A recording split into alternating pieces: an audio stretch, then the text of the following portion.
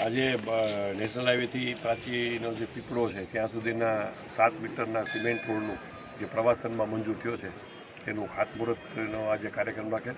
બીજો 5.5 મીટરનો રોડ છે જે પાછળ બાયપાસ છે એનો પણ આજે સાથે જ એમાં એ ટેન્ડરમાં એમાં ઇન્ક્લુડેડ છે અને એ પણ રોડ છે થઈ જશે. અને મને આશા છે કે સમય મર્યાદામાં રોડનું કામ પૂરું થઈ જશે. બીજા જે જે કાયમી પ્રશ્નો જે છે જે અત્યારે બધા આપણને જે રજૂ કર્યા છે એ વ્યાજબી છે. મેં છેલ્લે વિઝિટ કરી ત્યારે મેં કીધું હતું. એટલે થોડું આ જગ્યા ચોખ્ખી થાય, જે કાપ ભરાઈ ગયો ચોખ્ખો થાય, એનું પિચિંગ વર્ક થાય.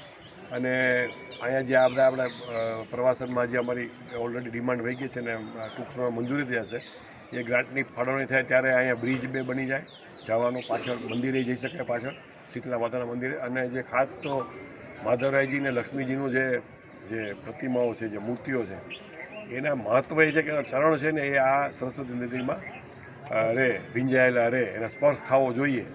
તો એ અત્યારે જોવો ને તો આમાં થોડું લીલ એવું થઈ જાય છે, કારણ કે થોડું ડિઝાઇનમાં ફેરફાર પણ જોયું છે.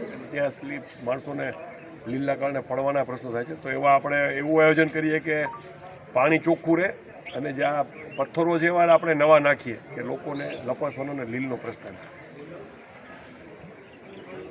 થશે.